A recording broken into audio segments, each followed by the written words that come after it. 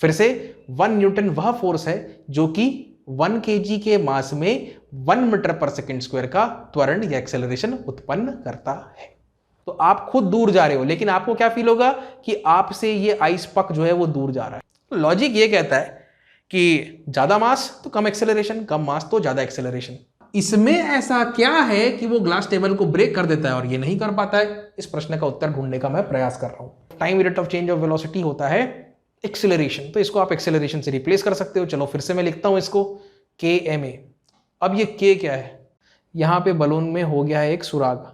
अगर ऐसा होगा तो यहां से हवा विल ऊज आउट, ऐसा हवा निकलना लगेगा यहां से। आप सभी बच्चों का एक बार फिर से स्वागत है लॉज ऑफ मोशन के इस नए वीडियो में, दैट इज लेक्चर 2।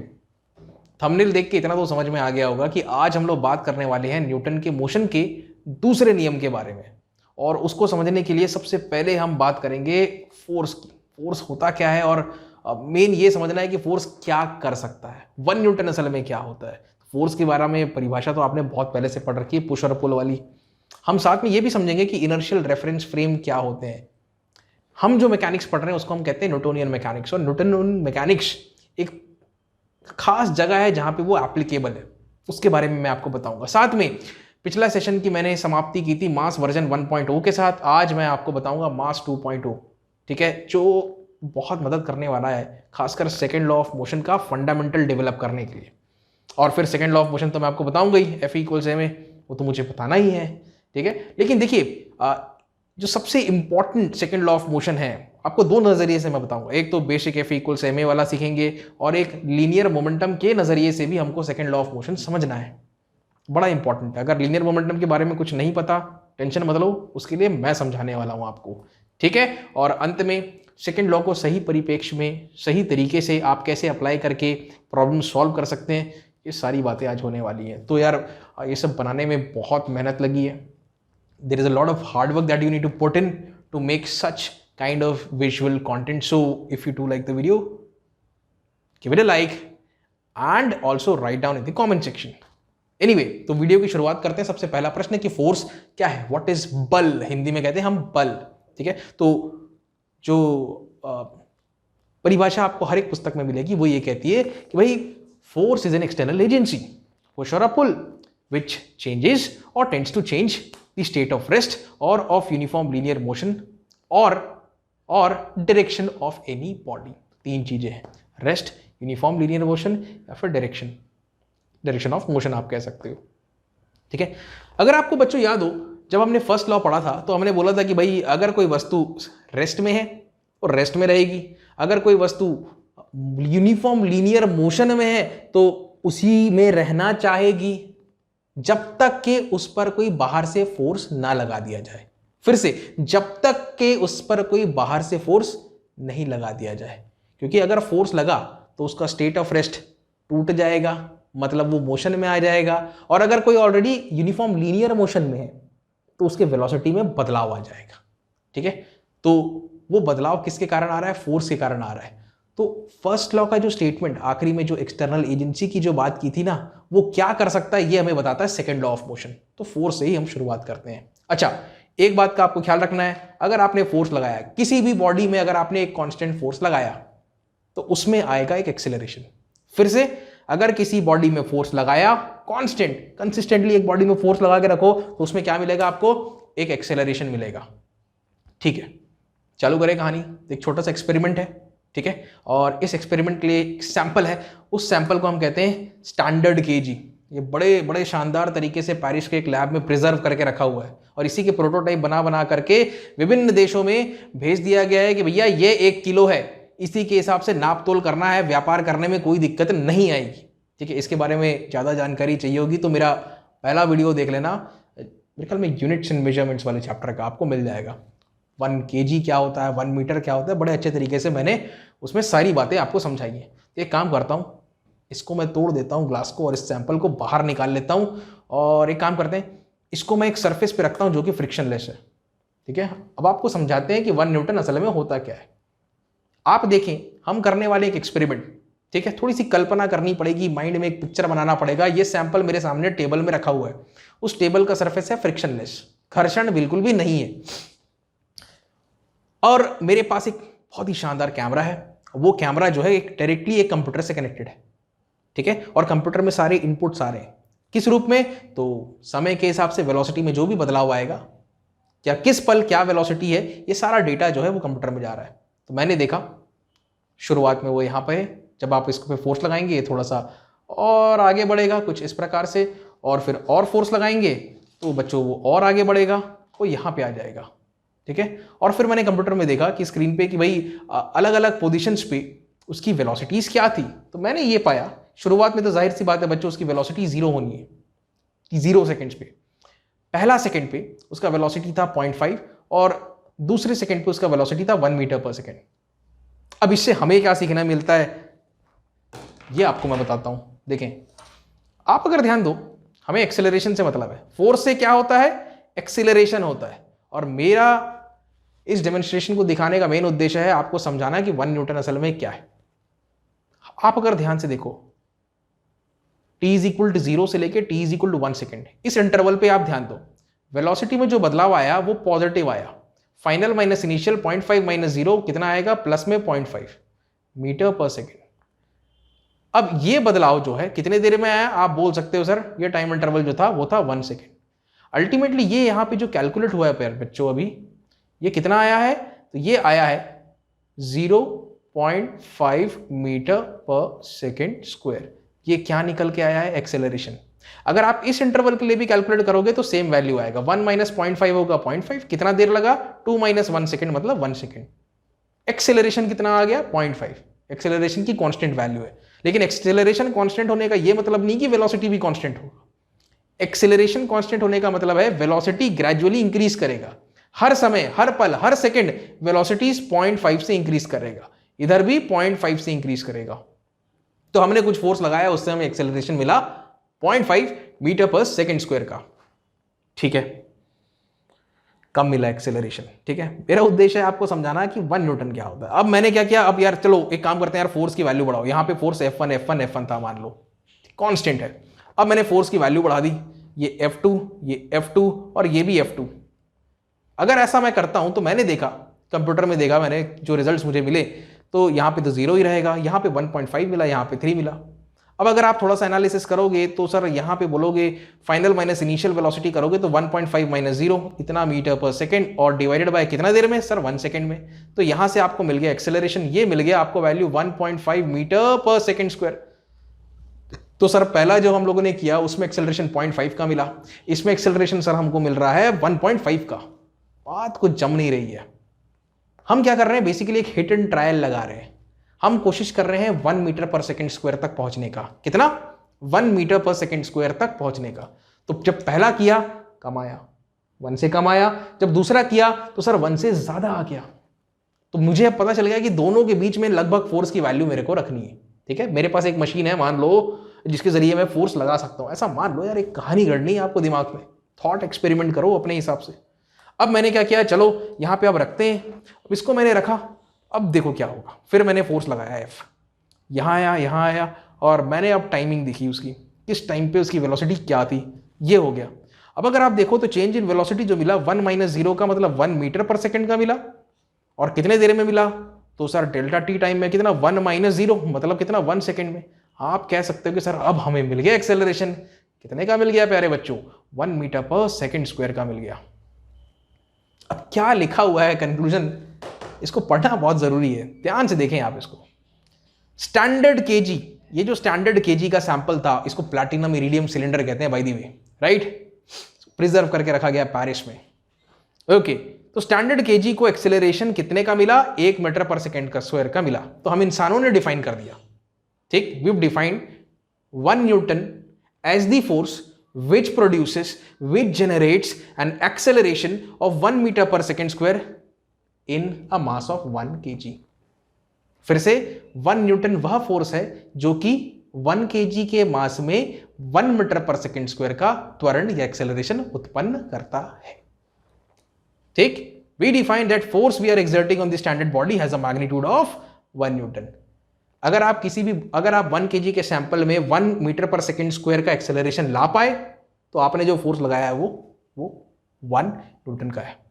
इतना बात तो समझ गए। और जाहिर सी बात है, फोर्स की वैल्यू आप बढ़ाते जाओगे तो एक्सेलरेशन भी बढ़ते जाएगा। ये दोनों के दोनों प्रोपोर्शनल है। अगर आप फोर्स 2 न्यूटन कर दोगे तो एक्सेलरेशन भी कितना हो जाएगा, 2 मीटर पर सेकेंड स्क्वायर का हो जाएगा। या उल्टा कहना चाहिए मेरे को, हमने पाया कि acceleration 2 metre per second square का हो गया, तो फोर्स कितने का है, 2 न्यूटन का है।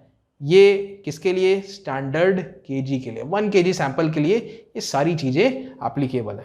ठीक है, मेरे ख्याल में समझ गए आप लोग, राइट। और कुछ मुझे बोलने की जरूरत नहीं है, अब सीधा आगे बढ़ते हैं और कुछ समझते हैं। इनर्शियल रेफरेंस फ्रेम्स, ठीक है, okay. And inertial reference frames, stationary बोले तो सर एक्सेलरेशन जीरो बोले तो फिर से मैं दिख रहा हूं, जीरो का मतलब ये है दोनों चीजें हो सकती हैं।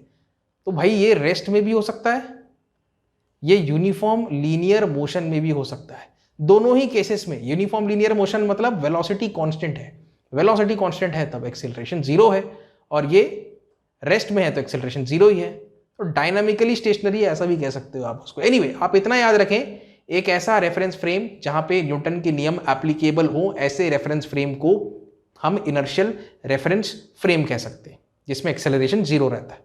और एक ऐसा रेफरेंस फ्रेम जहां पे न्यूटन के नियम आप नहीं लगा सकते हैं, या फिर एक ऐसा रेफरेंस फ्रेम जो कि एक्सेलरेट कर रहा हो, जहां पर acceleration not equal to zero हो, उसको हम नॉन इनर्शियल रेफरेंस फ्रेम कहते हैं। ठीक है, अच्छा, तो प्रश्न ये है, इस रूम में अगर मैं कोई एक्सपेरिमेंट करता हूं, ठीक है, मोशन का एक्सपेरिमेंट, काइनेटिक्स का एक्सपेरिमेंट, काइनेमैटिक्स का एक्सपेरिमेंट, तो क्या इस रूम को या मेरे नीचे जो सतह है, ग्राउंड है, क्या उसको मैं इनर्शियल रेफरेंस फ्रेम मान सकता हूं? सोच के देखें। आपको क्या लगता है ये रूम जो है वो रेस्ट में है अभी, और इज इट मूविंग? आप अभी बैठे हो कहीं चेयर में, तो बैठे होगे, जमीन में बैठे होगे, चेयर में बैठे हो, किसी में भी बैठे हो, ठीक, क्या आप अभी रेस्ट में हो? नहीं, आप एक सरफेस के हिस्से हो, अर्थ के हिस्से हो। अर्थ क्या कर रहा है, अपने एक्सिस के अबाउट रोटेट कर रहा है, और अपने एक्सिस के अबाउट तो रोटेट कर ही रहा है, लेकिन साथ में सूर्य देव की भी परिक्रमा कर रहा है। तो आप कैसे कह सकते हो कि आप रेस्ट में हो? बट फिर भी अर्थ को हम एक सेफ अप्रोक्सीमेशन मान सकते हैं न्यूटन्स लॉज लगाने के लिए, राइट। अच्छा, इसको समझने के लिए ना एक एग्जांपल आपको बताते हैं, इसको जरा देखें, ठीक है। मान लीजिए आप स्पेस में हैं और आप किसी चीज को ऑब्जर्व कर रहे हैं, और यहां पर मैं एग्जांपल लूंगा, जैसे हम हॉकी खेलते हैं तो हॉकी वाली बॉल होती है ना, वैसी आइस हॉकी में ये आइस पक है मान लो, ठीक, मान लो आइस एज आ चुका है, पूरी धरती जो है वो फ्रीज हो चुकी है, ठीक है। तो एक आइस पक है, इसको आइस पक कहते हैं, बाय द वे, आइस पक। अगर बहुत छोटे से डिस्टेंस के लिए मैं उसको यहां से यहां तक पुश करूंगा तो कोई दिक्कत नहीं। अगर ज्यादा डिस्टेंस के लिए मुझे पुश करना है, मान लीजिए मैं कहता हूं आप आइस पक को हॉकी स्टिक से हिट करो, और मान लो धरती का जो सतह है, जो पूरा का पूरा आइस बन चुका है, वो फ्रिक्शनलेस है, ऐसा मान लो, ठीक, तो वो कुछ इस डायरेक्शन को फॉलो करेगा। अगर आप स्पेस से देखोगे तो वो आपको लगेगा कि वो इस डायरेक्शन में आ रहा है, ठीक है, मान लो उसको यहां पे पहुंचना है। लेकिन अगर आप अर्थ से देखोगे उसको, अर्थ से मान लो आप यहां पे ऑब्जर्वर हो और आप इस चीज को देख रहे हो जो यहां पे पहुंच रहा है, तो आप खुद क्या हो रहे हो, अर्थ के साथ में आप रोटेट हो रहे हो, तो आप खुद दूर जा रहे हो, लेकिन आपको क्या फील होगा कि आपसे ये आइस पक जो है वो दूर जा रहा है। बात समझ में आया? तो ये फर्क पड़ता है। For an observer on earth ये वाला हिसाब है, for an observer from space ये वाला हिसाब है। तो रेफरेंस फ्रेम का बहुत ज्यादा काम है, राइट। देखिए, हम जो मैकेनिक्स पढ़ रहे हैं उसको हम कहते हैं न्यूटोनियन मैकेनिक्स, राइट। तो अर्थ में जो कुछ भी हिसाब किताब हो रहा है, जो भी वेलोसिटीज के साथ हम डील कर रहे हैं, जो भी साइज ऑफ ऑब्जेक्ट्स के साथ डील कर रहे हैं, हम वहां पे न्यूटन्स मैकेनिक्स आप लगा सकते हो बिंदास, और ग्राउंड को एक इनर्शियल रेफरेंस फ्रेम मान सकते हो, ठीक है।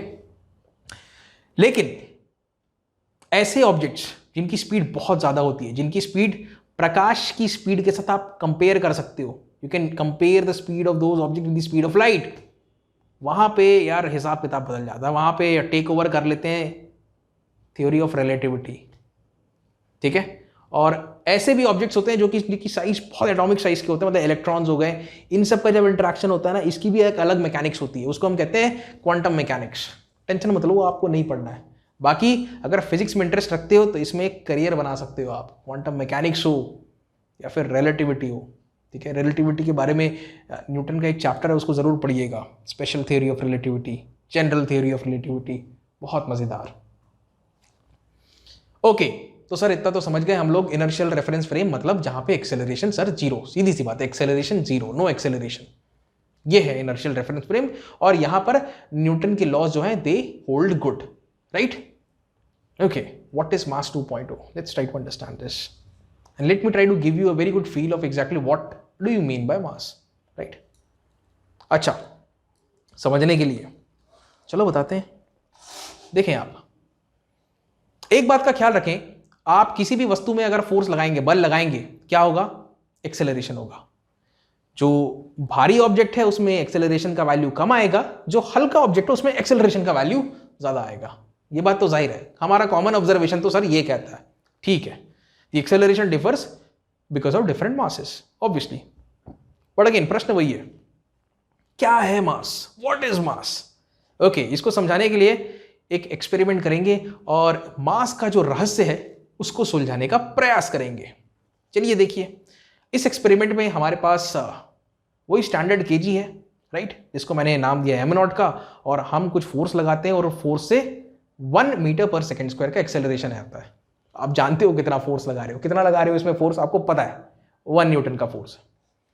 अच्छा, कभी बॉलिंग खेले हो? बॉलिंग, वो ऐसा बड़ा सा बॉल रहता है, 3 छेदे होते हैं उसमें, ऐसा करके उंगली ऐसा फेंकते हैं हम लोग, वो सामने कुछ डंडे रहते हैं, वो अजीब टाइप से पॉट्स रहते हैं, वो जाके गिरते हैं, ठीक है? तो एक बॉलिंग वाला बॉल लिया है मैंने, मास मुझे नहीं पता भाई, एक्सपेरिमेंट कर रहे हैं और मास का पता लगाने वाले हैं, राइट? अभी फिलहाल हमको इतना पता है कि यार भारी ऑब्जेक्ट्स में कम एक्सेलरेशन होता है, हल्के ऑब्जेक्ट्स में ज्यादा एक्सेलरेशन होता है, इससे ज्यादा हमको कुछ नहीं पता। लेकिन क्या इस लॉजिक को अप्लाई करके हम मास कैलकुलेट कर सकते हैं? ये मैं सिखाऊंगा आपको, ध्यान से सीखें, ठीक? ये यहां पे उंगली फंसाते हैं ना आप, ठीक है, मैंने ज्यादा खेला नहीं है, राइट? ओके, दोनों ऑब्जेक्ट्स में, यहां पे सिलेंडर में और यहां पे स्फेरिकल बॉल में हमने फोर्स तो सेम लगाया है, दोनों में सेम फोर्स लगाया है। एक में एक्सेलरेशन मिलता है मेरे को 1 मीटर पर सेकंड स्क्वायर का, दूसरे में मिलता है 0.25 मीटर पर सेकंड स्क्वायर का। इसका मास नोन है, इसका मास अननोन है। इसको पता लगाने का क्या लॉजिक है? तो लॉजिक ये कहता है कि ज्यादा मास तो कम एक्सेलरेशन, कम मास तो ज्यादा एक्सेलरेशन, ज्यादा मास तो कम acceleration, massive the object lesser the acceleration, vice versa, मतलब मास और एक्सेलरेशन, या फिर ऐसा कह सकते हो mass is inversely proportional to acceleration, ठीक है? अब जरा ध्यान से देखें एक्सपेरिमेंट को, कुछ कैलकुलेशंस हमें करने हैं। अब आप चाहो तो प्रोपोर्शनलिटी साइन हटा के वहां पे k को इंट्रोड्यूस कर दो। अब ये m equals k by a, हम इसको इसके लिए भी लिख सकते हैं और इसके लिए भी लिख सकते हैं, दोनों के लिए लिख सकते हैं। जब आप इसके लिए लिखोगे ऊपर वाले के लिए, तो यहां पे m नॉट आ जाएगा, k बाई a नॉट आ जाएगा, ये कुछ ऐसा हो जाएगा। और जब आप इसके लिए लिखोगे तो यहां पर आ जाएगा mx k बाय ax। दोनों इक्वेशन को डिवाइड कर दो बच्चों, इसको सेकंड मान लो, इसको फर्स्ट मान लो, mx बाय m नॉट हो जाएगा, k by ax divided by k by a not हो जाएगा। कहानी कुछ ऐसी हो जाएगी, रेसिप्रोकल लग जाएगा, समझदार हो तुम लोग। अब k को कैंसिल करो और सिर्फ mx को एक तरफ रखो LHS में, बाकी सारी चीजों को RHS में, तो कहानी कुछ ऐसी बन रही है, समझ में आ रही है? अब आप वैल्यूज को प्लग इन करो, m not, a not, ax plug in करोगे तो वैल्यू आपको मिलेगा मास का कितना मिला? कितना मिला? 4 kg मिला। अरे आप ही ने किया है एक्सपेरिमेंट, मैंने में तो किया है ना, ठीक है? तो 4 kg मास आ गया यार, बहुत बढ़िया बात है। एक मिनट, थोड़ा सा पानी पी लूं मैं। सेशन बहुत ही पावर पैक है, बस हंसते खेलते आप सीख जाओगे बहुत सारी चीजें, कॉम्प्लेक्स चीजें बड़े आसानी से सीखने वाले हो आज आप। ठीक है सर, मास आ गया, लेकिन सर अभी भी ना संतुष्टि नहीं मिली हमें अभी भी ये बात साफ नहीं है कि सर मास असल में क्या होता है। क्या वो बॉडी का साइज होता है? क्या सर वो बॉडी की डेंसिटी होती है? क्या वो उसका वेट होता है? होता क्या है सर? तो देखो बच्चों, कुछ देर पहले मैंने आपको बताया था फोर्स का काम क्या है? एक्सेलरेशन डेवलप करना। क्या फोर्स का काम क्या है? एक्सेलरेशन डेवलप करना। अब मैं आपको फाइनली आपके सामने एक बात रखता हूं, mass of a body is simply a characteristic कह लो, फीचर कह लो, क्वालिटी कह लो, दैट रिलेट्स कहो या कनेक्ट्स कहो force on a body to the resulting acceleration. Mass अपने आप में क्वालिटी है जो लगाए गए फोर्स को या बॉडी पे लगाए गए फोर्स को उसके पैदा होने वाले एक्सेलरेशन से कनेक्ट करती है। मास वह धागा है, मास वह धागा है जो कि लगाए गए फोर्स को एक्सेलरेशन से कनेक्ट करती है। बात समझ में आ गया? ठीक है, मास को आप बिल्कुल फील कर सकते हो। दो ऑब्जेक्ट्स अलग अलग मास को आप एक ही फोर्स लगा के देखो, दोनों में अलग अलग एक्सेलरेशंस आएंगे। ये तरीका है उसका। ठीक है सर, मास समझ गए। मास क्या है? It's a characteristic, right, which sort of connects the applied force and the resulting acceleration. That is mass for you. Okay? कई लोग उसको inertia of translation भी कहते हैं। ट्रांसलेशन मतलब एक सीध में चलना, राइट? ओके, तो ये बच्चा वाला Newton second law of motion है। बेबी, हमको पता है भाई, अगर मास फिक्स्ड है, अगर मैं फोर्स बढ़ाऊंगा एक्सेलरेशन बढ़ेगा। Force is proportional to acceleration, right? Force is proportional to acceleration आप कह सकते हो। आप F net is equal to M A हम कहते हैं। फिर से फर्स्ट लॉ में क्या पढ़े थे कि सर रेस्ट है तो रेस्ट में रहेगा, मोशन में है, यूनिफॉर्म लीनियर मोशन में है तो उसी में रहेगा, जब तक कि बाहर से कोई फोर्स ना लगा दे। तो बाहर से फोर्स लगाने पर क्या होगा? तो भाई साहब ये होगा, क्या पैदा होगा? एक्सेलरेशन पैदा होगा।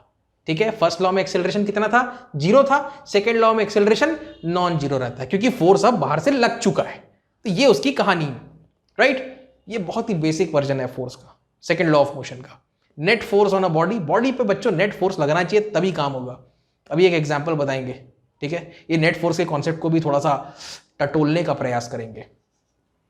टी टाइम पे F, T plus delta T time पे भी एफ। मास में तो कोई चेंज नहीं आया, जाहिर सी बात है एक्सेलरेशन डेवलप होगा। देखिए यहां पे तो एक सिंपल सा केस ले लिया मैंने, एक्स एक्सिस में ये मोशन कर रहा है, हो सकता है ऑब्जेक्ट 3D स्पेस में मूव कर रहा हो, आपका फोर्स जो है 3 डायमेंशनल स्पेस में लग रहा हो, ऐसा करके, तो उसका एक कंपोनेंट एक्स, उसका एक कंपोनेंट वाई, उसका एक कंपोनेंट जेड, ठीक है? क्योंकि तीनों डायरेक्शंस में उसके डिस्प्लेसमेंट आपको मिलेंगे।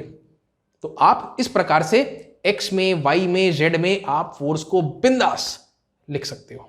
ठीक है, मेरे ख्याल में एक एग्जांपल बताते हैं आपको और जरा समझाते हैं नेट फोर्स वाला फंडा क्या है। ठीक, बढ़िया एग्जांपल है। फर्स्ट लॉ का कॉन्सेप्ट भी आपका क्लियर होगा यहाँ पे, और सेकेंड लॉ क्यों जरूरी है वो भी समझ में आएगा। देखिए, assume frictionless surface for the arrangement below if a third force F3 acts on the block। यहां पे इस ब्लॉक में एक तीसरा फोर्स F3 नामक एक्ट करने वाला है। हमें बताना है कि उसका मैग्नीट्यूड कितना है और डायरेक्शन कितना है। तो यार बताना बड़ा आसान है। ठीक है, दो परिस्थितियों में, पहला when the object is stationary। क्या है ऑब्जेक्ट? स्टेशनरी।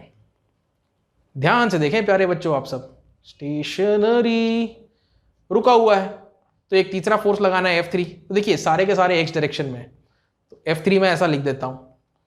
अगर इन तीनों फोर्स को मिला करके रिजल्ट 0 आता है, ठीक, ऐसा लिखते हैं ना यार इसको, ये लो, तीनों फोर्स को मिला करके रिजल्ट अगर 0 आता है तो फर्स्ट लॉ वाली कहानी आ जाती है। तो तीसरा फोर्स क्या नाम है सर? F3 नाम है। F3 प्लस, सर इसको प्लस में ले लेते हैं, इसको हम ले लेते हैं माइनस में, ये दाएं ये बाएं, तो +5 - 3 इज इक्वल टू 0। आप अगर इसको सॉल्व करोगे तो F3 का वैल्यू कितना आ जाएगा सर? -2 न्यूटन। -2 न्यूटन आ रहा है, मतलब इसका डायरेक्शन क्या है? तो सर लेफ्ट है। बात समझ में आया? सीधी सी बात है, आपको यहाँ पे एक बल लगाना है, उस बल का मैग्नीट्यूड कितना होगा? तो सर 2 न्यूटन होगा। अगर आप लगा देते हैं तो ये स्टेशनरी ही रहेगा सदैव, हमेशा। ठीक है जी सर, ये बात भी सही है। ओके, अब ध्यान से सुनो एक और चीज। ये लेफ्ट में मूव कर रहा है। कहां मूव कर रहा है? लेफ्ट में, इस डायरेक्शन में मूव कर रहा है। मान लो आपसे कुछ पूछ रहा है वो, राइट? ये net force is equal to 0। अभी भी फर्स्ट लॉ की हिसाब किताब चल रहा है। रेस्ट में है तो रेस्ट में रहना चाहेगा, ऐसा। ठीक है, अगर इसको मैं हटा दूं तो इसको एक नेट फोर्स आ जाएगा। कितने का आ जाएगा? आप अगर सोचोगे, अगर मैं 2 न्यूटन को ना लगाऊं, क्वेश्चन को मैं अपने हिसाब से फ्रेम कर रहा हूं, अब आप देखोगे कि सर यहाँ पे एक नेट फोर्स लग रहा है। आप बोलोगे सर नेट फोर्स कितने का लग रहा है? तो 5 डोमिनेट कर रहा है, 3 कम है, तो 5 - 3 ये कितना आ गया? 2 न्यूटन का फोर्स सर एक नेट फोर्स लग रहा है। आप चाहो तो 2 न्यूटन के हिसाब से मास इंटू एक्सेलरेशन का हिसाब किताब लगा करके 2/m करके आप एक्सेलरेशन कैलकुलेट कर सकते हो। तो ये सेकेंड लॉ लग गया आपका। ठीक, लेकिन पूछा कुछ और है क्वेश्चन में। स्टेशनरी अगर रखना है हमको इसको, तो यहाँ पे फोर्स कितना लगाना पड़ेगा? तो जाहिर सी बात है, जो राइट में फोर्स लग रहा है लेफ्ट में अगर लगता है तो फोर्सेस बैलेंस हो जाते हैं, राइट? तो नेट फोर्स 0 हो रहा है। देखिए दूसरे केस में हमसे पूछ रहा है moving to the left with a constant speed. Constant speed कितना है constant speed? 5 metre per second का है। स्पीड अगर कांस्टेंट है बच्चों तो एक्सेलरेशन कितना हो जाएगा? 0 हो जाएगा। 0 क्या? मीटर पर सेकंड स्क्वायर का, राइट। तो तब भी आपको फोर्स कहां लगा के रखना है? 2 न्यूटन का ही लगा के रखना है। किस तरफ? लेफ्ट तरफ, ठीक है। देखिए ये तीनों के तीनों फोर्सेस जो आपको दिखाई दे रहे हैं, अगर ऑब्जेक्ट रेस्ट में है तब भी ये तीनों एप्लीकेबल रहेंगे, अगर ऑब्जेक्ट यूनिफॉर्म लीनियर मोशन में तब भी ये तीनों एप्लीकेबल रहेंगे, राइट। अगर थोड़ा सा भी कंफ्यूजन हो रहा हो ना अभी फिलहाल अगर आपको, तो आप अभी तो फिलहाल देख लो, आप वीडियो खत्म होने के बाद लेक्चर 1 जरूर देखना। एनीवे मेरे ख्याल में यूनिफॉर्म लीनियर मोशन के बारे में बहुत चर्चा हो रखी है ऑलरेडी। ये है कहानी, ठीक। ये सेकेंड लॉ लगा के आपको नेट फोर्स बताया, ठीक है।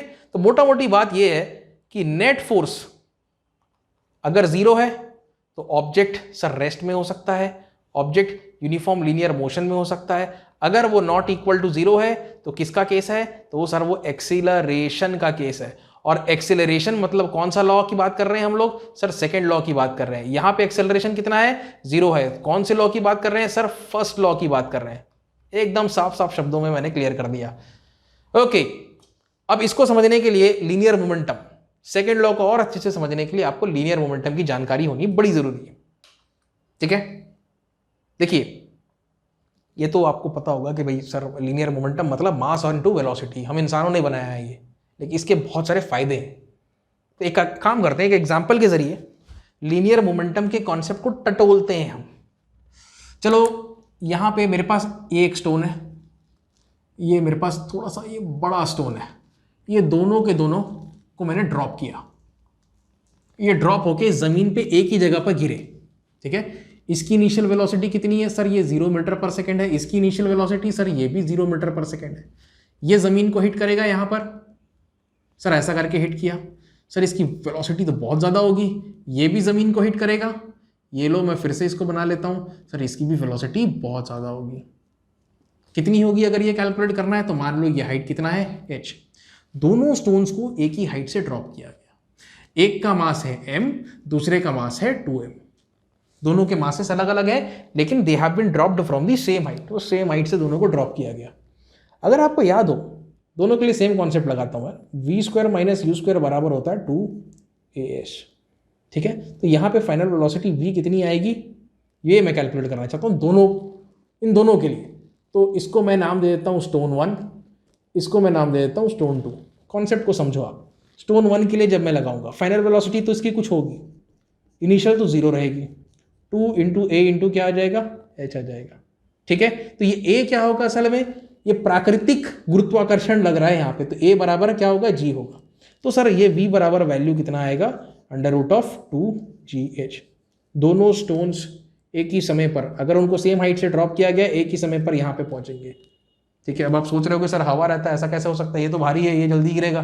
ऐसा नहीं होता। आप रूम में से हवा निकाल लो तो ऑब्जेक्ट कितना भी हल्का हो, एक मोर का पंख भी हो, दोनों एक ही समय पे गिरेंगे, ठीक।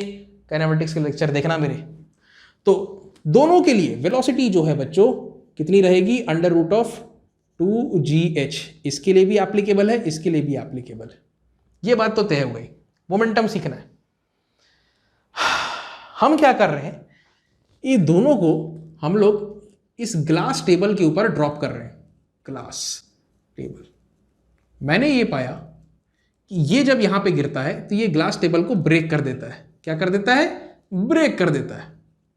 मैं ढूंढ रहा हूं एक कारण कि भाई इसको भी सेम हाइट से ड्रॉप किया, इसको भी सेम हाइट से ड्रॉप किया, इसमें ऐसा क्या है कि वो ग्लास टेबल को ब्रेक कर देता है और ये नहीं कर पाता है? इस प्रश्न का उत्तर ढूंढने का मैं प्रयास कर रहा हूं।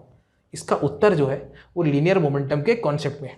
और लीनियर मोमेंटम का कॉन्सेप्ट कहता है कि मोशन का जो इफेक्ट होता है वो बड़ा इंपॉर्टेंट है, या फिर ऐसा कह लो मोमेंटम एक ऐसी फिजिकल क्वांटिटी है जो मोशन के इफेक्ट को आपको बताता है, ठीक। मोशन का इंपैक्ट क्या रहेगा, उसका फाइनली इफेक्ट क्या रहेगा वो आपको बताता है। अब आपको बताते हैं। हमने तो बोल दिया भाई मास इनटू वेलोसिटी ये मोमेंटम होता है। आप जरा यहां पे देखें, जब उसने स्ट्राइक किया ए पॉइंट पर, ठीक है, ये ए पॉइंट है, इसके लिए भी ए पॉइंट है, इसके लिए भी ए पॉइंट है।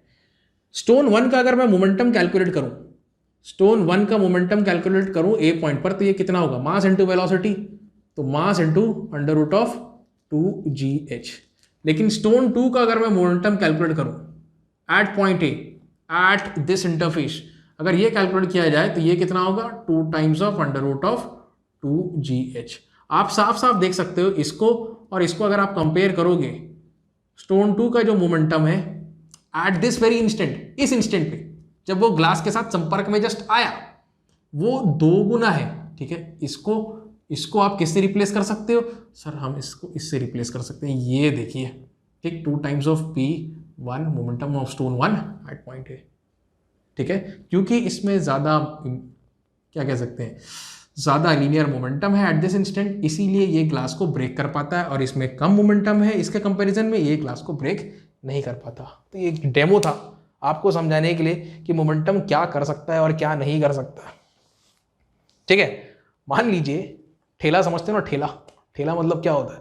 अब सब्जी भाजी बेच रहा है एक बंदा, कोई ठेला ऐसा चलाते हैं ना, ठीक, तो एक बंदा ठेला लेके आ रहा है, उसकी गति है मान लो आप 1 मीटर पर सेकेंड, और आपके सामने एक ट्रक आ रहा है 10 मीटर पर सेकेंड। तो किसके सामने, अगर आपको ऑप्शन दिया जाए कि 1 मीटर पर सेकेंड के ठेले के सामने रहोगे कि 1 मीटर पर सेकेंड के ट्रक के सामने रहोगे, किसके सामने रहोगे? आप ठेले के सामने रहोगे, सीधी सी बात है। क्यों? क्योंकि उसका मोमेंटम बहुत कम है। ट्रक के सामने रहोगे तो ठीक है, उसका वेलोसिटी कम है 1 मीटर पर सेकेंड, लेकिन उसका मास बहुत विशाल है, तो उसका जो इफेक्ट होगा, उसका जो इफेक्ट होगा ट्रक का, वो बहुत ज़्यादा रहेगा।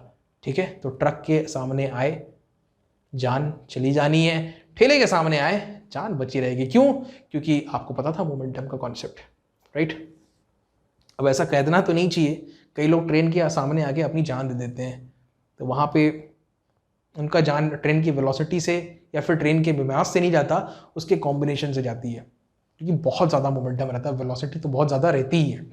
ठीक है, मत देना ऐसा एग्जाम्पल, कभी टीचर पूछे तो पता नहीं मेरे से कैसे निकल गया। किसी भी की भी जान को कोई उदाहरण नहीं बनाना चाहिए। एनीवे, तो ये था, सेम हाइट से दोनों बॉल को, दोनों स्टोन्स को ड्रॉप किया गया। हमने देखा एक ब्रेक कर दिया, दूसरा ब्रेक नहीं कर पाया, जो ब्रेक किया उसके पास ज़्यादा मोमेंटम था, ये हमको पता चला। ठीक है, अच्छा देखिए, a stone dropped from a small height does not break, but the same stone when dropped from a greater height breaks the table। इसको भी आप चाहो तो करके देख सकते हो। देखो, इसकी हाइट अगर मैं बढ़ा दूं तो हो सकता है ये भी ब्रेक कर दे। क्यों? उस परिस्थिति में यहाँ पे इसके पास ये जो h आ जाएगा उसकी वैल्यू बढ़ जाएगी, ये h की वैल्यू बढ़ जाएगी, तो मोमेंटम की भी वैल्यू ऑटोमेटिकली यहाँ पे वो भी बढ़ जाएगी। ठीक है, ये भी चीज एप्लीकेबल है perfectly, no doubt. Momentum again product of mass and velocity. तो सर कैसी क्वांटिटी है मोमेंटम? मोमेंटम एक वेक्टर क्वांटिटी है। क्यों? क्योंकि वेलोसिटी एक वेक्टर क्वांटिटी। देखिए मैंने यहाँ पे एरो लगाया ऊपर, राइट? तो मेरे ख्याल में मोमेंटम के बारे में काफ़ी चर्चा हो गई। ये मास केजी में, वेलोसिटी मीटर पर सेकेंड में, केजी मीटर पर सेकेंड हो गई उसकी यूनिट। ठीक है सर, इतना समझ गया, आगे बढ़े। अब मोमेंटम को के कॉन्सेप्ट को लेकर के न्यूटन आगे कैसे बढ़ा ये आपको बताते हैं। न्यूटन के दिमाग में एक क्लू आया, जरा पढ़ो आप लोग, उस क्लू को पढ़ो, इसको पढ़ो आप। न्यूटन को एक क्लू आया। क्लू कैसे आया? उसने कुछ एक्सपेरिमेंट्स कर, वो कुछ एक्सपेरिमेंट्स में तो पहले से ही उसका ध्यान था, उसको वो कर रहा था, और एक्सपेरिमेंट करने के बाद उसको एक ऑब्जर्वेशन देखा, उसने कुछ ऑब्जर्व किया उसने। वो ऑब्जर्वेशन क्या था मैं आपको बताता हूँ। वो ये था कि भाई same force for the same time, कोई फोर्स मैं लगा के रखूँ, ठीक है, यहाँ 1 kg के ब्लॉक में, यहाँ पे 4 kg के ब्लॉक में, एक ही समय के लिए, मान लो 1 सेकंड के लिए, पहले सेकंड के लिए, same force for the same time causes the same change in momentum for bodies of different masses. मतलब आपको सेम फोर्स लगा करके रखना है सेम टाइम ड्यूरेशन के लिए, तो आप ऐसा पाओगे कि भले ही ऑब्जेक्ट्स के मासेस अलग अलग हो, लेकिन दोनों में के मोमेंटम में जो बदलाव आया वो सेम रहेगा।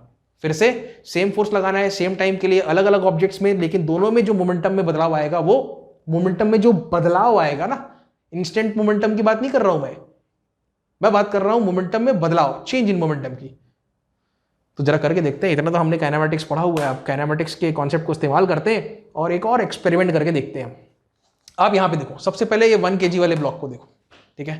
तो मैंने 3 फोटो खींचे हैं ऐसा मान लो, ठीक। और पहले फोटो में मैंने देखा ये टाइम लाइन है बेसिकली, यहाँ पे, यहाँ पर, ठीक है, 1 न्यूटन का फोर्स लगा है तो जाहिर सी बात है एक्सेलरेशन आपको पता है कितना होगा acceleration 1 metre per second square का होगा, स्टैंडर्ड केजी वाला केस है। इसमें कितना होगा आपको पता है ये, ठीक। कुछ इस प्रकार के रिजल्ट्स मुझे मिले, मेरे कंप्यूटर ने मेरे को बताया कि भाई जब आपका ऑब्जेक्ट पे 1 न्यूटन का फोर्स लगाया गया तो 1 सेकंड पे उसकी वेलोसिटी 1 थी, दूसरे सेकंड पे इतनी थी। जब 4 केजी वाले ब्लॉक पर आपने 1 न्यूटन का फोर्स लगाया, देखिए फोर्स सेम लगाना है, तो उसकी वेलोसिटी हो गई 0.25 1 सेकंड पे, और दूसरे सेकंड पे उसकी वेलोसिटी हो गई 0.5। हम इससे क्या समझ सकते हैं, हमें इस बारे में सोचना है बच्चों। चलिए अब आपको सिखाते हैं सेम चेंज इन मोमेंटम का जो कॉन्सेप्ट है वो क्या है, जरा आपको बताना जरूरी है। देखिए सेम चेंज इन मोमेंटम, यहां पर मोमेंटम कैलकुलेट करना है, तो इसको मैं कहता हूं सर ये ब्लॉक 1 है, ये ब्लॉक 2 है, चेंज इन मोमेंटम निकाल रहे हैं, ठीक है। तो मैं फर्स्ट सेकंड की बात कर रहा हूं, ये फर्स्ट सेकंड है, फर्स्ट सेकंड, यहां पर भी मैं फर्स्ट सेकंड की बात करूंगा, सेकंड सेकंड की नहीं बात करेंगे। बात उसके लिए भी करोगे तो वो सेम आंसर आना है आपका। अब आपको मैं बता रहा हूं असल में क्या करने वाले हैं। Change in momentum is something that we wish to calculate. Delta P, अगर आप देखोगे बच्चों मास इंटू वेलोसिटी करोगे तो यहां पे कितना आएगा, मास सर 1 इंटू 1 आया, कितना आया 1, तो साइड में मैं लिख देता हूं सर ये 1 आ रहा है मोमेंटम इसका। यहां पर मोमेंटम कितना आएगा तो सर 0 आएगा। चेंज इन मोमेंटम कितना हुआ सर 1 माइनस 0, आंसर कितना आया 1, ठीक है 1 आया चेंज इन मोमेंटम, हाँ सर 1 आया, बहुत बढ़िया। अब इसको समझाने के लिए थोड़ा सा रंग बदलते हैं। चलो बच्चों यहां पे मोमेंटम आप कैलकुलेट करो, सर मास इंटू वेलोसिटी 0, तो मास हो गया 4 इंटू 0 हो गया, सर ये तो 0 हो गया। अच्छा यहां पे करो, सर इसका मास है 4 इंटू इस पॉइंट पे इंस्टेंटेनियस वेलोसिटी इसकी 0.25 है, तो इस पॉइंट पर या इस इंस्टेंट पर उसका मोमेंटम है 4 इंटू 0.25, 4 इंटू 0.25 करोगे तो कितना आएगा, फिर से लगा लो हिसाब किताब। आपको तो चेंज इन मोमेंटम से मतलब है, ये फाइनल ये इनिशियल, फाइनल कितना आया 4 into 0.25 is equal to 1, initial कितना था 4 इंटू 0 इज इक्वल टू 0, तो मतलब आया कितना। तो मैंने ये देखा यार ये तो बहुत जोरदार बात है, मतलब अगर 1 सेकंड का हिसाब किताब लिया जाए है ना इन 1 सेकंड, ठीक ये भी इन 1 सेकंड, तो मोमेंटम तो सेम आ रहा है। ये बहुत ही शानदार ऑब्जर्वेशन था। Same force for the same time for different objects will have same change in momentum. This is what he observed. अब अल्टीमेटली थोड़ा सा कंबाइन करते हैं दोनों बातों को और कुछ एक कॉमन कंसेंसस पर पहुंचने का प्रयास करते हैं। Delta P for object 1, delta T for object 2 with respect to time. और ये असल में क्या चीज है जो दोनों में कॉमन था, आपको याद है? एक मिनट वापस आते हैं। दोनों में जो कॉमन था वो था फोर्स, अगर आपको याद हो तो बच्चों यहीं से कॉन्सेप्ट निकलता है। एक और बार मैं लीनियर मोमेंटम के कॉन्सेप्ट से आपको सेकंड लॉ ऑफ मोशन फिर से बताता हूं, ठीक है। इसके पहले तो हम क्या देख रहे थे यार, फोर्स बढ़ रहा है तो एक्सेलरेशन बढ़ रहा है, अब थोड़ा सा चेंज आएगा, राइट। ओके चालू करें, ये था राइट। काफी आगे बढ़ गए हम। Rate of change of momentum, तो यहां पे मैं यार रेट के पहले ना एक और शब्द लिख देता हूं, इसको मैं बोलूंगा time rate of change of momentum of a body is directly proportional to the external force applied on the body and change takes place in the direction of force. मान लो ये ऑब्जेक्ट शुरुआत में रेस्ट में था, तो मतलब net force कितना था, 0 था, नेट फोर्स 0 था। अब मैंने बाहर से एक एक्सटर्नल फोर्स लगा दिया, ठीक है। तो फर्स्ट लॉ ये बोलता है रेस्ट में तो रेस्ट में, मोशन में तो मोशन में, तो ये रेस्ट में, ये तभी मोशन में आएगा जब इसमें मैं अलग से एक फोर्स लगाऊंगा, ये तभी एक्सेलरेट करेगा जब मैं इस पर एक्सटर्नल फोर्स लगाऊंगा। तो मैंने लगा दिया एक्सटर्नल फोर्स लगाने से ये आगे बढ़ गया, कुछ एक्सेलरेशन आ गया। यहाँ पर टाइम स्पैन है t, यहाँ पर टाइम स्पैन है t plus delta T, right. हमें फर्स्ट लॉ समझना है, तो फर्स्ट लॉ ये, सेकंड लॉ समझना है। सेकंड लॉ बात करता है चेंज इन मोमेंटम की इन 1 second, change in momentum in a particular time interval, right. Time rate of change of momentum हम उसको कहते हैं। ये जो भी चेंज इन मोमेंटम रहेगा पर second that is proportional to the external force. तो चेंज इन मोमेंटम हो जाता है बच्चों delta P by delta T, और ये प्रोपोर्शनल रहेगा किसके, फोर्स के, ठीक है। तो इस प्रकार से मैं इसको एक बार फिर से आपको लिख के दिखाता हूँ, बेहतर तरीके से हम इसको एनालाइज करते हैं। सेकेंड लॉ ऑफ मोशन को याद रखें, rate of change of momentum directly proportional to force. तो यहाँ पे लिखते हैं, ये लो लिख दिया, प्रोपोर्शनलिटी साइन हटा दो, के घुसा दो, ये लो हो गया delta P by delta T, randomly किसी भी ऑब्जेक्ट के लिए, राइट।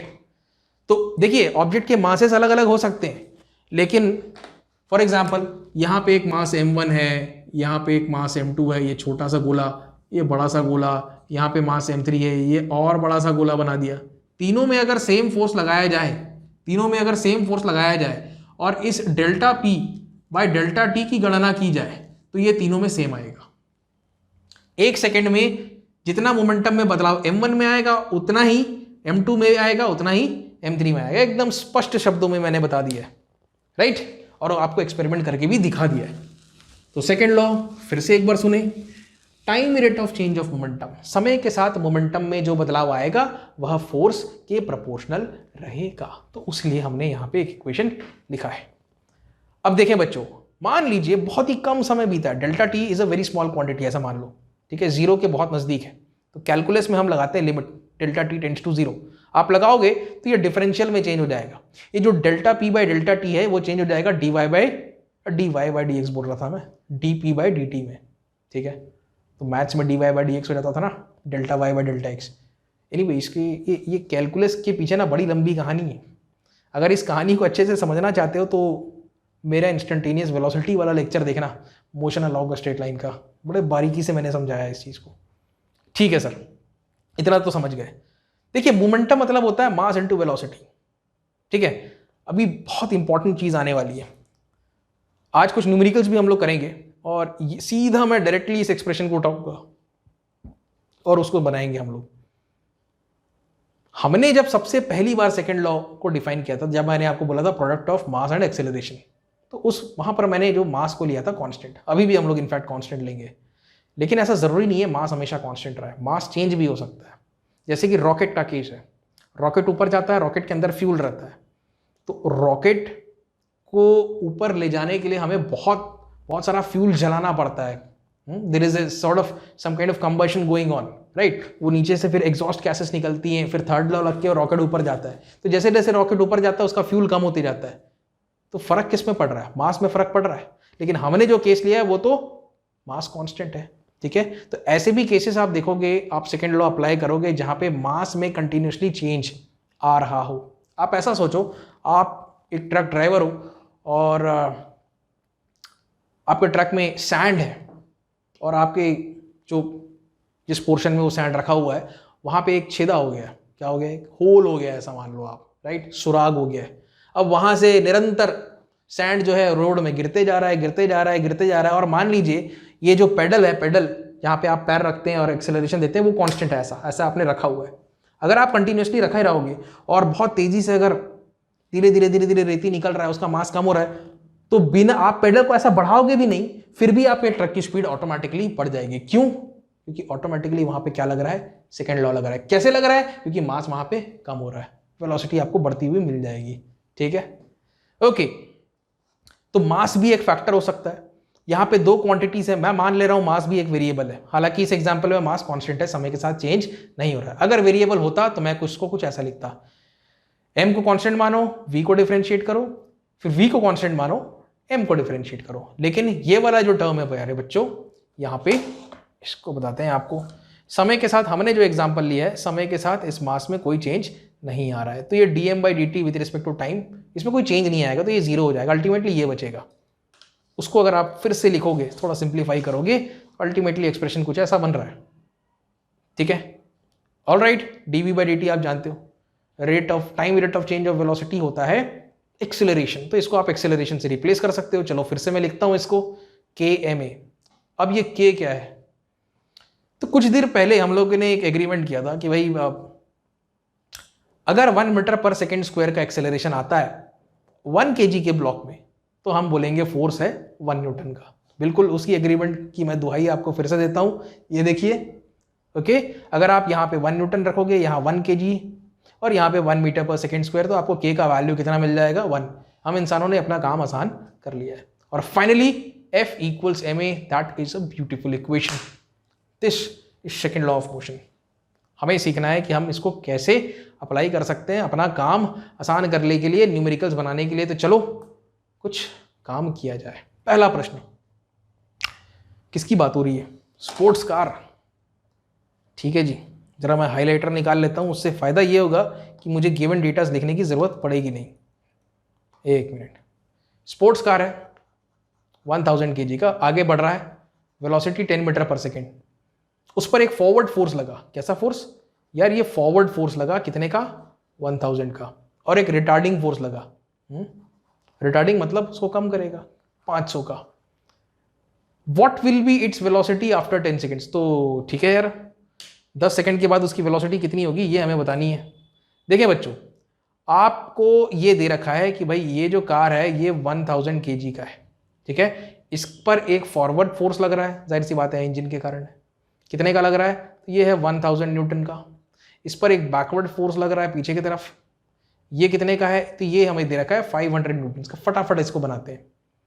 हमें ये बताना है वेलोसिटी कितना, t बराबर 10 सेकेंड्स पे ये कितनी है, ये हमारा ऑब्जेक्टिव है। अगेन इस ऑब्जेक्टिव को अचीव करने के लिए हमें क्या करना पड़ेगा? हमें बताना पड़ेगा ये formula v equals you plus A T. अब आप कैसे लगाओगे? सोचने वाली बात है। v equals you plus A T, sir हमारे पास तो एक्सेलरेशन है ही नहीं, कैसे करेंगे? तो मैं बताता हूँ, आपकी मदद करता हूँ। ये एक्सेलरेशन कैलकुलेट करना सबसे पहला उद्देश्य है। इस एक्सेलरेशन को आप सेकेंड लॉ के माध्यम से कैलकुलेट कर सकते हैं। ठीक है, चलिए बताते हैं आपको क्या करना है इसमें। देखिए कार में नेट फोर्स कितना लग रहा है आपको ये देखना है, कितना नेट फोर्स। तो यहां पे मैं लिखता हूं F नेट बराबर कितना है, सेकेंड लॉ के हिसाब से मास इंटू एक्सेलरेशन। देखिए जो फोर्स राइट में है उसको आप लो पॉजिटिव, ये लेफ्ट में है उसको नेगेटिव। तो 1000 माइनस 500 ये हो गया नेट फोर्स। 1000 माइनस 500 बराबर मास, कार का मास है 1000 मल्टीप्लाइड बाई एक्सेलरेशन। इसको सॉल्व करना है, ये 500 बटे 1000 1/2, मतलब एक्सेलरेशन ये आ गया आपका 1/2 मीटर पर सेकेंड स्क्वायर। अब आपको वेलोसिटी कैलकुलेट करनी है। ठीक है, कितनी आएगी? t बराबर 10 सेकेंड्स पे। तो ये मैं निकाल के बताता हूँ, ये हो जाएगा u प्लस ए टी। तो सर इनिशियली तो उसकी वेलोसिटी थी 0। ठीक है, कि दे रखी है कुछ? अच्छा, ऑलरेडी मूविंग विद वेलोसिटी है क्या? 10 मीटर पर सेकेंड। ठीक है भाई, ये लो 10। एक्सेलरेशन आ गया हमारे पास 1/2। टाइम कितना सर? 10 सेकेंड। ठीक है, तो ये आंसर आ जाएगा बच्चों आपका 10 + 5 और उसकी वेलोसिटी हो जाएगी कितनी? 15 मीटर पर सेकेंड। हो गया, बहुत आसान था। ठीक है, समझ गए तुम लोग। दूसरा क्वेश्चन देखो फटाफट। हम लोग अब बस सीखना चाहते हैं कि भाई सेकेंड लॉ कैसे अप्लाई करें, यही समझाना मेरा उद्देश्य है। हाँ, हाईलाइट। एक बाइकर, स्पीड कितनी है? 36 किलोमीटर पर आवर। कन्वर्ट करना पड़ेगा भाई। तो इस स्पीड के साथ वो चल रहा है, इस स्पीड को मेंटेन करके चल रहा है। ठीक है, तो देखता है कि एक बच्चा खड़ा हुआ है रोड पे, तो जाहिर सी बात है ब्रेक लगाएगा वो, और ब्रेक लगाने से उसका बाइक जो है 5 सेकंड में रुक जाता है। ठीक है, 5 सेकंड में वो रुक जाता है।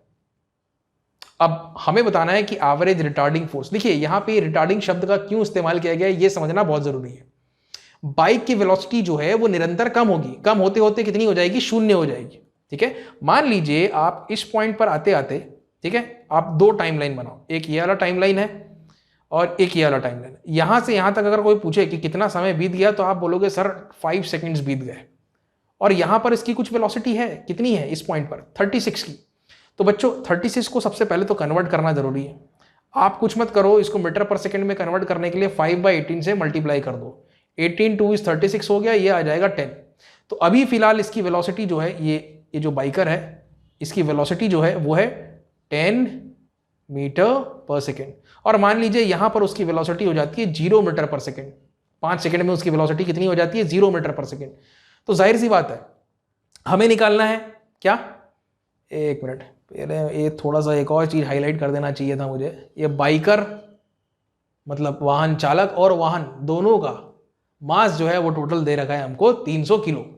ठीक, अच्छा क्या कैलकुलेट करना है? फोर्स निकालना है ना, मतलब मास इंटू एक्सेलरेशन निकालना है ना। तो एक्सेलरेशन कहाँ है क्या? नहीं है, रिटार्डिंग है, तो एक्सेलरेशन माइनस में आएगा।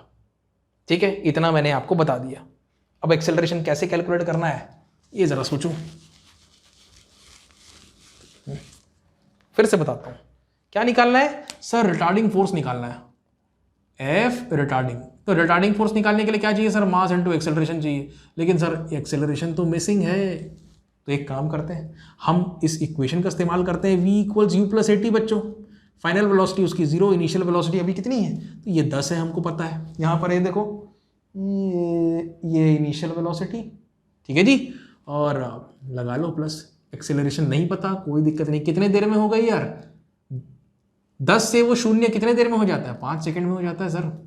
तो ए के लिए सॉल्व कर लो, 10/5 -10/5 मतलब -2 मीटर पर सेकेंड स्क्वायर। तो मेरे ख्याल में तुम लोग इतना तो समझ गए, माइनस में वैल्यू आया मतलब केस किसका है, रिटार्डेशन का है। तो फोर्स भी कैसा आएगा, एक्सेलरेटिंग नहीं, रिटार्डिंग फोर्स आएगा। ये लो एफ रिटार्डिंग कितना हो जाएगा, मास कितना है बाइक का सर 300 किलो है, देख पा रहे हो, ये देखो 300 किलो, और एक्सेलरेशन कितना है सर -2। तो आंसर कितना आ गया, -600 newtons. That is the retarding force we are talking about. ठीक है, minus sign indicates the force is retarding in nature, गाड़ी की गति को कम करता है। ओके, तीसरा प्रश्न, इसमें फिजिक्स कम है और मैथमेटिक्स बहुत ज्यादा है। तो एक बॉडी के बारे में बात हो रही है जिसका मास है एक्स एक्सिस में मूव कर रहा है, किसी भी पल उसका आपको एक्स कोऑर्डिनेट अगर पता करना है कि पहले सेकंड पे कितना है, दूसरे पे कितना है, तो यहाँ पे टी का वैल्यू 1 रख दो, आपको पहले सेकंड पे उसका पोजीशन मिल जाएगा। टी का वैल्यू इस पूरे इक्वेशन में 2 रख दो तो दूसरे में मिल जाएगा, एंड सो ऑन। हमें बताना है what is the force acting on the particle at any instant T. देखिए काइनेमेटिक्स की खूबसूरती ये है कि यहाँ पे अगर आपको इक्वेशन दिया रहा है ना, किसी भी ऑब्जेक्ट का पोजीशन टाइम के रिस्पेक्ट में दिया जाए तो आप उसके वेलोसिटी तक पहुंच सकते हो, आप उसके एक्सेलरेशन तक पहुंच सकते हो। अगर आप एक्सेलरेशन तक पहुंच गए तो आप फोर्स तक भी पहुंच सकते हो। ये क्वेश्चन यहां तक देखिए, ये क्वेश्चन जो है वैसे तो काइनेमैटिक्स का क्वेश्चन है, लेकिन उसको थोड़ा सा एक्सटेंड करके डायनेमिक्स का क्वेश्चन बना दिया गया। चलो आपकी मदद करता हूं मैं। एक काम करते हैं, सबसे पहले ना वो जो दिया हुआ है उसको लिख लेते हैं। कितना है, 84 minus BT cube plus CT, कितना, x is equal to 84 minus BT cube plus CT। मैं एक बार चेक कर लेता हूं, 84 minus BT cube plus CT, समझ में आया। क्या कैलकुलेट करना है, फोर्स निकालना है। अब देखें फोर्स की जर्नी जो है, फोर्स होता है mass into acceleration. Acceleration calculate करने के लिए चाहिए वेलोसिटी, वेलोसिटी कैलकुलेट करने के लिए चाहिए डिस्प्लेसमेंट, क्योंकि वेलोसिटी अगर कैलकुलेट करना है तो वो होता है dx/dt, और एक्सेलरेशन अगर कैलकुलेट करना है तो वो होता है सर dv/dt। जगह बचाते हैं यार, ठीक है। x को डिफरेंशिएट करो with respect to time, v मिलेगा, v को डिफरेंशिएट करो with respect to time, a मिल जाएगा। चालू करें कहानी। तो सबसे पहले मैं v कैलकुलेट कर रहा हूं, v के लिए मैं क्या करूंगा, dx/dt करूंगा। इसको डिफरेंशिएट करोगे t⁴ का आएगा 4t क्यूब, तो यहां पे आ गया 4at क्यूब, पहली चीज। माइनस t क्यूब का डिफरेंशियल हो जाएगा 3t², तो यहां पे आ जाएगा 3bt², और t का करोगे तो 1 आएगा, तो यहां पे c बचेगा। देखिए वेलोसिटी तो कैलकुलेट हो गई। अगर आपको एक्सेलरेशन कैलकुलेट करना है तो आपको लगाना पड़ेगा सर dv/dt। अब आप देखो इसको फिर से डिफरेंशिएट करो, t क्यूब का हो जाएगा 3t², 4 3 कितना हो जाएगा 12at², माइनस t² का हो जाएगा 2t, 2 × 3 कितना हो जाएगा 6bt, और ये तो 0 हो जाएगा। तो सर देखिए एक्सेलरेशन आ गया हमारे पास, फोर्स निकालना है तो मास इंटू एक्सेलरेशन करना है, ये हो गया मास, एक्सेलरेशन कैलकुलेट हो चुका है 12at² माइनस 6bt, खेल खत्म। 12at² माइनस 6bt खत्म, दैट्स इट। प्रॉब्लम 4। ओके चलो देखें, एक फोर्स के बारे में बात हो रही है, 5 newton, gives a mass m1 and acceleration of 8 metre per second square. ठीक है, इसको ड्रॉ करके बताना पड़ेगा।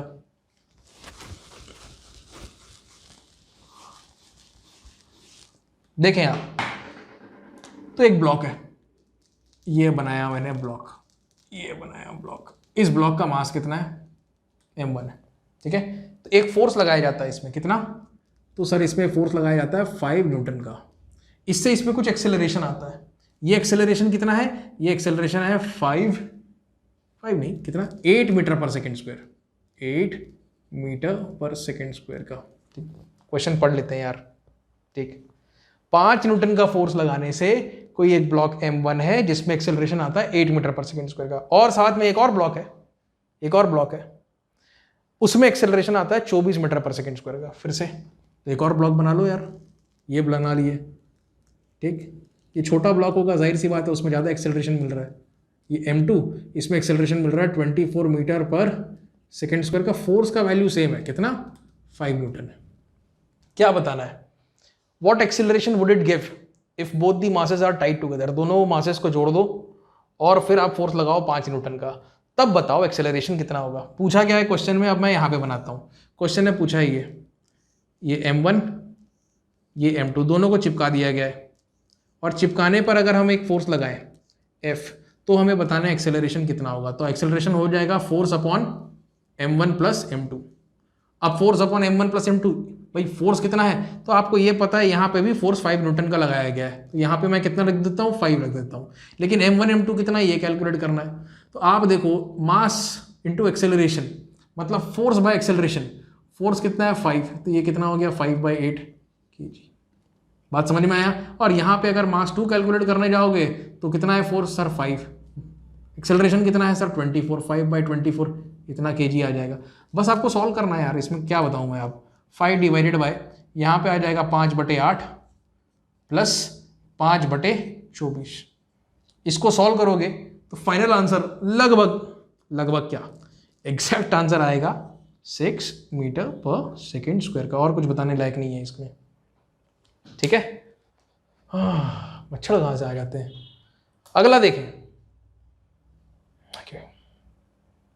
इलेक्ट्रॉन, ठीक है, छोटे छोटे एटॉमिक पार्टिकल्स की बात हो रही है। एक्सरे मशीन में एक इलेक्ट्रॉन है which is subjected to a force of 10⁻⁻23 newtons. Okay, समझाता हूं आपको मैं।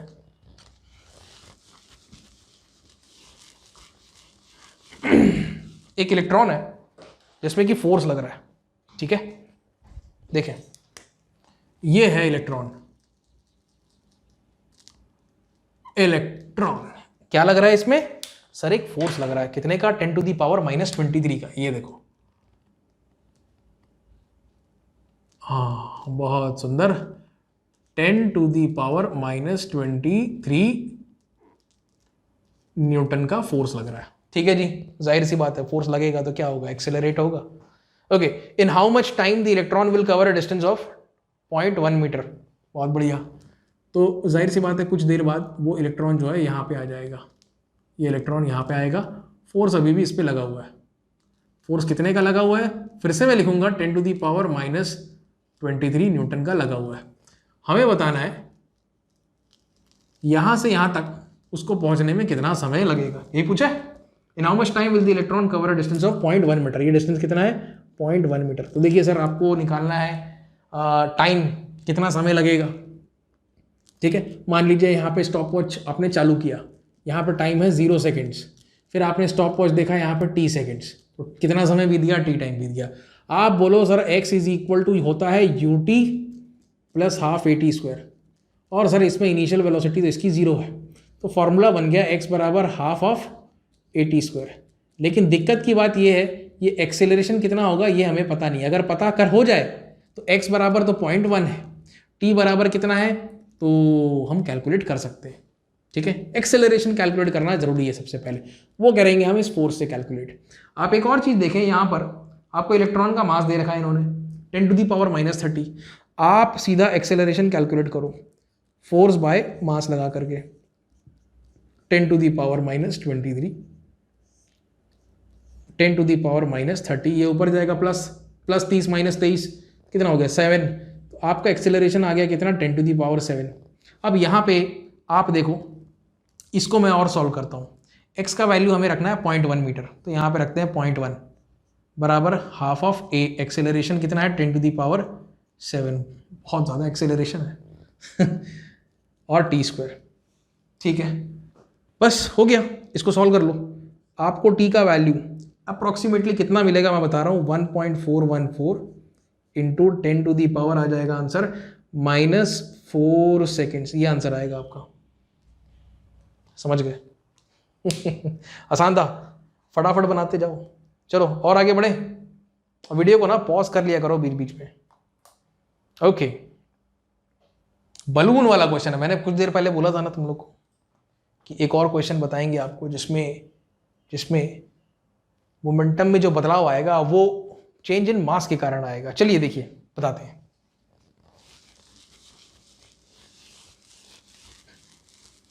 देखिए हाँ जी, so we got a balloon which has a mass of 5 kg। तो चलो सबसे पहले तो डेटास को हाईलाइट किया जाए। किसकी बात हो रही है सर? एक बलून की बात हो रही है, इसका मास है, अरे रे 5 kg बोल दिया था क्या, 5 ग्राम। तो हवा जो है ना, इस बलून में हो गया है एक सुराग, ठीक है, वो एयर निकल रहा है वहां से, और एयर जो है बहुत अच्छी बात है, यूनिफॉर्म रेट से निकल रहा है, ठीक। तो और कुछ देर बाद बलून हो जाता है फुस, ठीक है, टाइम टाइम फिस, बलून के अंदर कोई भी हवा नहीं बचती है। कितने देर में लगते हैं? तो 2.5 सेकंड लगते हैं सर ऐसा होने में। चलिए आपको बताते हैं। आप ऐसा मान लो कि ये जो बलून है इसका मास है 5 ग्राम्स, तो यहाँ पे मैं लिख देता हूँ 5 ग्राम्स। यहाँ पे बलून में हो गया है एक सुराग। अगर ऐसा होगा तो यहाँ से हवा विल ऊज आउट, ऐसा हवा निकलना लगेगा यहाँ से। तो किस गति से यहाँ से हवा निकल रहा है? तो यहाँ पे जिस गति से हवा निकल रहा है बच्चों, वो है 5 सेंटीमीटर पर सेकेंड, ठीक है। अरे इतना तो क्लियर है, ठीक है। अब देखिए हमें बताना है what is the average force on the balloon. देखिए इसको सॉल्व करने के लिए सबसे बेस्ट तरीका है कि हम स्टार्ट कर रहे हैं F बराबर चेंज इन मोमेंटम से। या तो आप सीधा ये लिखो कि भाई फोर्स बराबर होता है dp बाय dt, मानते हो? और dp बाई dt में आप चाहो तो रख लो मास इनटू वेलोसिटी। अच्छा, इसको चाहो तो आप लिख लो m dv by dt plus v dm by dt। बहुत सही, ठीक। हमें क्या निकालना है? एवरेज फोर्स निकालना है। फोर्स कैसे निकालेंगे? अब देखिए बच्चों, वेलोसिटी जो है ये इसमें कोई चेंज नहीं आ रहा है। ये वेलोसिटी जो है वो कांस्टेंट है। अगर वेलोसिटी कांस्टेंट होगा तो उसमें जो चेंज वो तो आएगा ही नहीं विद रिस्पेक्ट टू टाइम, तो वो जीरो हो जाएगा। तो आपका ये क्वांटिटी तो जीरो हो गया। अब आपके पास क्या बचा? आप कह सकते हो कि सर फोर्स बराबर हमारे पास बच रहा है, फोर्स बराबर आ रहा है v dm बाय dt, ठीक है। अब थोड़ा सोचना है आपको। अब मैं दो चीज लिख रहा हूं, इनिशियल फाइनल, और यहां पे मैं लिख रहा हूं मास, ठीक है, और यहां पे मैं लिख रहा हूं टाइम। ध्यान दें, आप बलून की बात कर रहे हैं। बलून का इनिशियल मास कितना था? तो आप बोलोगे सर ये तो 5 ग्राम था, 5 ग्राम्स, ठीक। अच्छा, बलून का फाइनल मास कितना होगा? सर सारा हवा निकल जाएगा तो जीरो हो जाएगा। इनिशियल टाइम कितना था? मान लीजिए शुरू में 0 था, ठीक है। और कितने देर लगे पूरा हवा निकल जाने में? तो आप बोलोगे सर 2.5 सेकंड तो लगे। मेक श्योर आप जो वैल्यूज प्लग इन करोगे, ग्राम में नहीं करना है आपको करना है, चलो ग्राम में ही कर देते हैं क्या, क्योंकि यहाँ पे ना सब चीज़, ये ग्राम है, ये सेकंड है और ये सेंटीमीटर है, तो आंसर न्यूटन में नहीं आएगा, डाइन्स में आएगा, बस CGS फॉलो हो जाएगा। कर देते हैं यार, कोई दिक्कत नहीं। देखिए वेलोसिटी जो है वो कांस्टेंट है, यहाँ पे कितनी है? तो ये है सर 5। अब यहाँ पे हमको लगाना है DM, मतलब फाइनल माइनस इनिशियल करना है बच्चों। यहाँ पे फाइनल कितना है? सर 0 है, ये 0 लिखो। इनिशियल कितना था? तो सर 5 ग्राम्स था, तो 5 लिख दो यार, कोई दिक्कत नहीं। समय फाइनल माइनस इनिशियल dt है ना, फाइनल माइनस इनिशियल 2.5 माइनस 0, तो सर 2.5 माइनस 0 ये कुछ ऐसा हो जाएगा। अल्टीमेटली हमारे पास ये जो आंसर आएगा, देखिए 2.5 को 2 से मल्टीप्लाई करूंगा तो 5 आएगा, और 2 इंटू 5 10 हो जाएगा। अल्टीमेटली ये आंसर आएगा माइनस में, कितना? -10। अच्छा, अगर आप यूनिट पे ध्यान दो तो वेलोसिटी जो है वो सेंटीमीटर पर सेकेंड में है, ऑल राइट। मास ग्राम में है, ठीक है जी। टाइम सेकेंड्स में, तो जैसे kg metre per second square होता है ना SI में, वैसे ही CGS की दुनिया में ग्राम सेंटीमीटर पर सेकेंड स्क्वायर होता है। तो इसको हम लोग कहते हैं, ग्राम सेंटीमीटर पर सेकेंड को हम कहते हैं इसको डाइन्स। तो ये आप लिख लो -10 डाइन्स। खेल खत्म बच्चों। आज के लेक्चर में इतना ही करेंगे। अगला जो लेक्चर रहेगा उसमें आपको थर्ड लॉ का पूरा कॉन्सेप्ट समझाएंगे, और साथ में आपका परिचय करवाएंगे इम्पल्स के कॉन्सेप्ट के साथ, और उसके न्यूमेरिकल्स भी बनाएंगे। बड़ा मजा आने वाला है लेक्चर 3 में लॉज ऑफ मोशन के। तो चलिए अगले सेशन में फिर से मिलते हैं, तब तक के लिए take care and have a nice day.